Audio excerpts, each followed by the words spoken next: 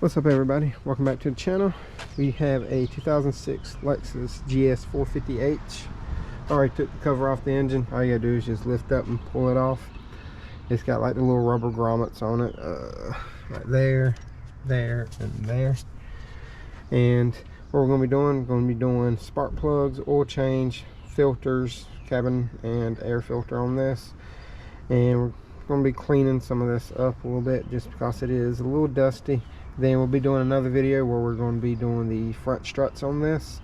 The struts we could not get in a full assembly, so we're going to have to be taking the springs off of them and transfer them over, so that will be that video. And then we're just going to kind of do a little general inspection of it, make sure nothing else on here that we see at the moment. But let me gather up some tools, gather up materials, and I'll be right back and show y'all how to do everything. So first thing we are going to do is take these side covers off. All they have are like these. This one had these little, looks like aftermarket pop clips on there. And I just pulled them off. There's one down here too. Where'd my tool go?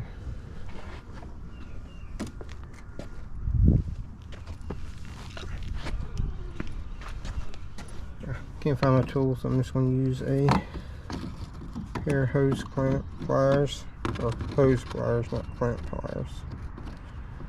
I can grab a hold of it. There we go.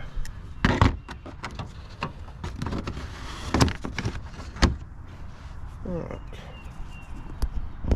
But once you pull those up, you'll be able to pull that right off. It is missing a lot of them too. And same goes with this side. Forgot to pull that one off right there. You can probably tell from a shadow that it's pretty bright out today.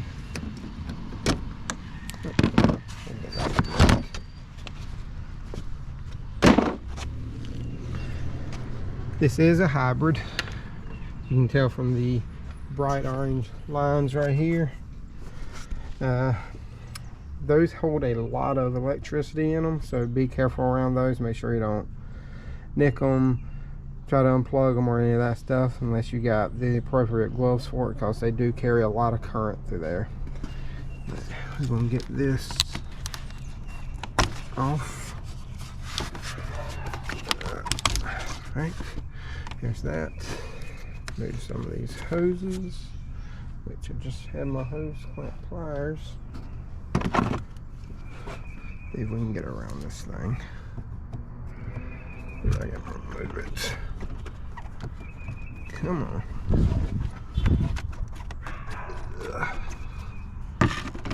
Maybe I can remove it once I get the cap and stuff up. Because we got to take this off anyway to put the air filter in here. Alright. I'm going to set y'all down for a minute while I grab some tools.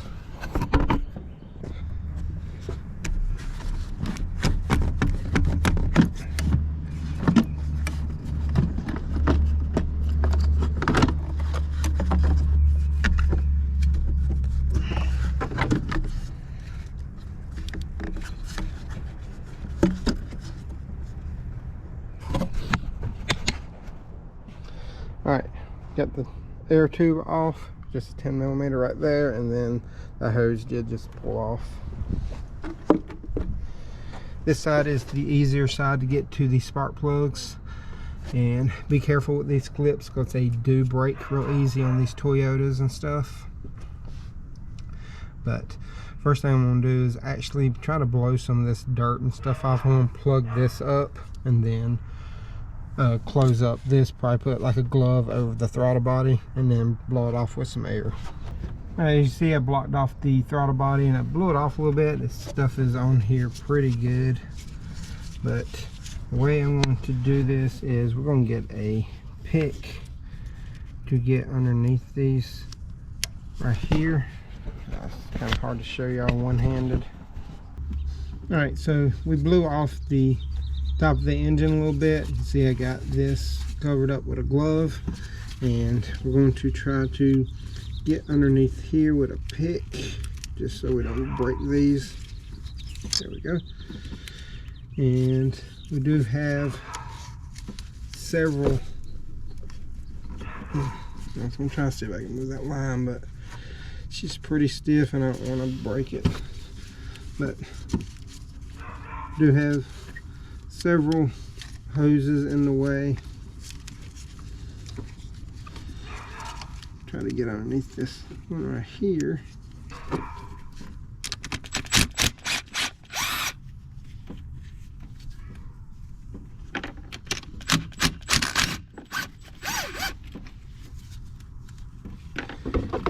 You take these two pins off and you should be able to move most of this. There's one more connector. I think it's a cam sensor.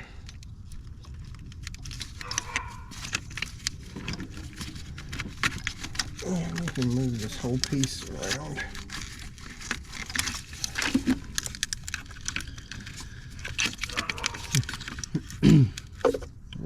There we go. Then it's just 10 millimeters that hold the coils in.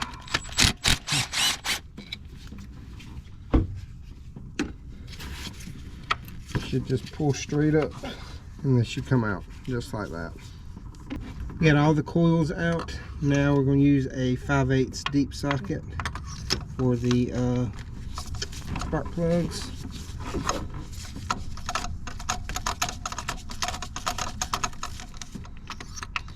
I'm actually going to just loosen them all, and then we can use my electric ratchet to get them all out.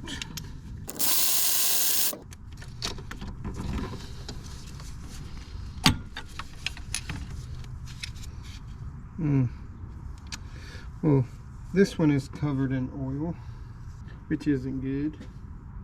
Well, these have been changed before because these are auto lights and they do not use auto light from factory on these.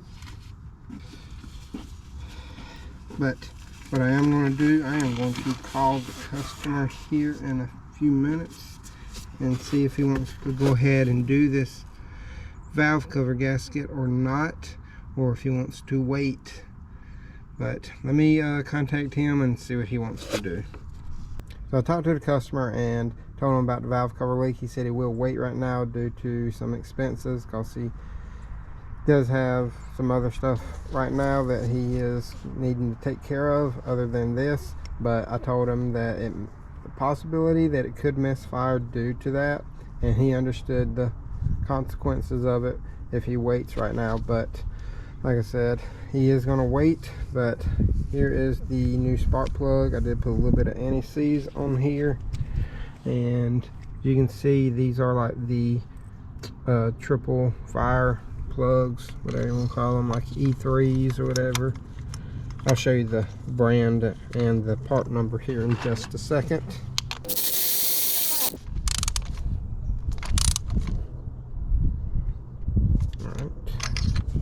And I did use a different socket because the other one had oil all over it, just so it did minimize getting oil on the contact area. But here are the plugs right here. I got the Denso Iridiums, part number right there. It's like IKB820TT 4705. This is a 6-cylinder, so we got 6 of them. And like I said, it is like the triple spark and all that stuff. I'll set y'all back up where y'all were just so y'all can see everything. And again, we put dielectric grease on these, well, in the tips of the coils. I went with Denso plugs because that should be what the factory come with on this, because their ignition coils are Denso as well. You can see right there, and we put a little bit of stuff inside of them. Now to put this middle one in, it is a little tricky due to that hose, so you gotta turn it sideways and then rotate it once you get it in there. So I can't tell how well y'all can see up in here, just because there's minimum space for a camera. Cars weren't meant to be filmed, I'm thinking, while worked on. There we go, we got the passenger side done, and now we need to do the driver's side. Now, to do this driver's side, we will have to pull the intake, and this intake is held on with 10 millimeters and Allen head bolts. I'll show them to you right here. So right there, there's one of the 10s. We will pull this right here off, because that is like your purge valve. We need to unplug the throttle body, and then there's a few, it's like connectors, you know, it's holding, like this back here is holding the hybrid wires on. It's like there's a wire line going to your throttle body, so I may just pull the throttle body off. It's just 4 10 millimeters, 2 on top, 2 on the bottom. This bottom left one looks like it's going to be the hardest one, but you can still get to it pretty easy. But that's probably be the first thing I do real quick, is pull the throttle body and this right here off. Like I said, this clamp you can pretty much squeeze. Once we get it up, we should be able to rock it out that way, that this line, because it is super stiff, like not well y'all can tell how I'm moving it, and it's just a regular evap hose. We'll do that, and then you have another 10 on the front. But let me take this throttle body and the purge valve off real quick, and then bring y'all back. Okay, so we got the throttle body off. There is a line that comes from the back, then the little bracket that holds these hybrid wires.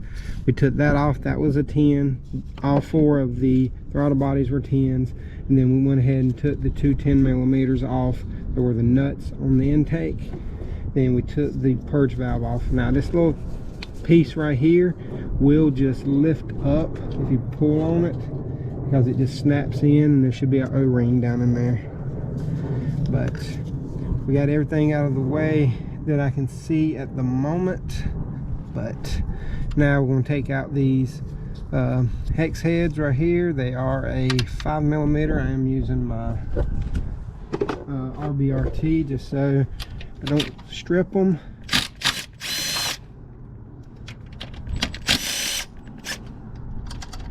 Come on, get out of there.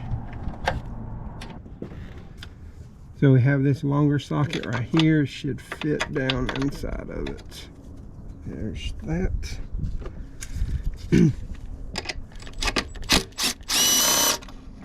Got the intake off. The hardest bolt to get to is this one right here. It is on the back side. It comes off the head on the driver's side right here. It is a 12 millimeter, and that right there will keep you from moving it. But like I said, it's just a little 12 millimeter, and you can see I took the cowl panel off just to see if I could look in there a little bit easier, and it didn't really help at all. So you don't have to take that off. But like I said, this right here is a 12 millimeter, and then the rest are 5 millimeter hex heads or 10 millimeter nuts. And then you have this one hose right here on this valve right there. And now you can see, we can see everything right here. So just basically just rinse and repeat from the passenger side. But I'm going to pull these out, change them, and then I'm going to go ahead and clean this intake up a little bit. As you can see, there is some oil residue in there, and that one cylinder is extremely clean. So makes me think it's kind of washing it out, but we'll see. And that is the one that is leaking oil also, so that's kind of interesting. But we're gonna clean up all this stuff, go ahead and change the plugs, and then once I finish that, I'll bring y'all back. But I'm gonna show y'all the intake first. So here's your intake. Sits pretty much this way if you're looking at it that way. But bolt there, there, and there, and right there, there, 2 in the second one, and then 1 on the front. Should be a total of 1 2 3 4 5 6 7. Should be a total of 8 bolts. And then you have this hose that runs on the back side. I think it's for a PCV valve. And then I just took the throttle body off, like I said, 4 10mm bolts. And then right there is where that 12mm bolts are. But let me finish doing all this, get this done, cleaned up, and then I'll throw the intake back on and bring y'all back whenever we get ready to do everything else. Alright, as you can see, we got everything back together, and here's the new air filter right here. Part number right there, the Fram CA9379.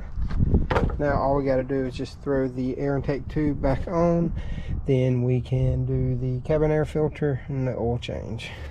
Here is the filter that I'm using right here, the Fram Extreme Guard, part number CH10158.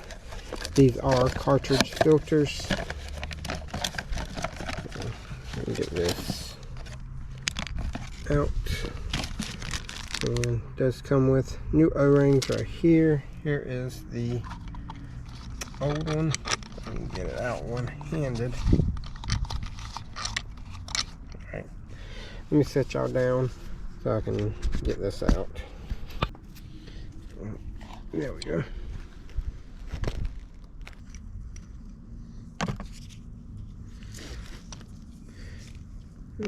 Let's stick the new one in. Just push it all the way down. Then we'll put a new O-ring on it. I got some oil on my gloves. I'm going to lube up this O-ring.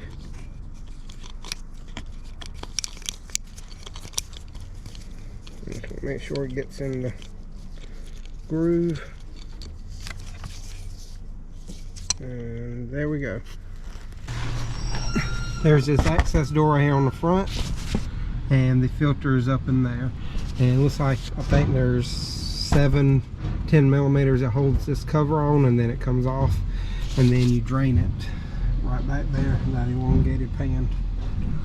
But I'm gonna put this cover on, go ahead and fill it up with some oil, and I'll show y'all some of the oil that we got real quick. So this is the oil we got. I know it does call for 520, but we're going with a little bit thicker oil on this one just because it is a little bit older car and it's got some miles on it. But this right here is it. It's the Durablend synthetic, and like I said, it's 5W30 Valvoline. So I forgot to film putting the cabin air filter in because somebody came up and was talking to me, but all you really have to do is open your glove box. There should be a tray in there. You pull back on that little middle tray, it should come out, and then there should be a little snap door behind that. You just pull that open, and then there should be a little lift door. You lift it up and the air filter is in there. But this right here is the part number right there, CF10285, and we did get a Fram one, and this one does have the Febreze fresh scents on it, or fresh breeze, whatever you want to call it, Arm & Hammer odor eliminator. And as you can see, we have everything back on the car now, and that is everything that we had to do in this video. Like I said, the next video we're going to be doing the struts on this car, and I will show the part numbers, and it will be the taking the springs off of the strut as well. So I will show you how I do that. But this is going to conclude this video. If you enjoyed it, please like, subscribe, hit that notification bell, and if you would look below, I do have my merch line down there. It's got stickers, hats, shirts, sweaters, sweatshirts, stuff like that on there. Anything that I do make off of that goes back into the channel. But I do appreciate everybody watching the video and subscribing to the channel so far. And if y'all have any questions, comments, concerns, leave them in the comment section below. Get to them as soon as I can. And until next time, y'all have a great day.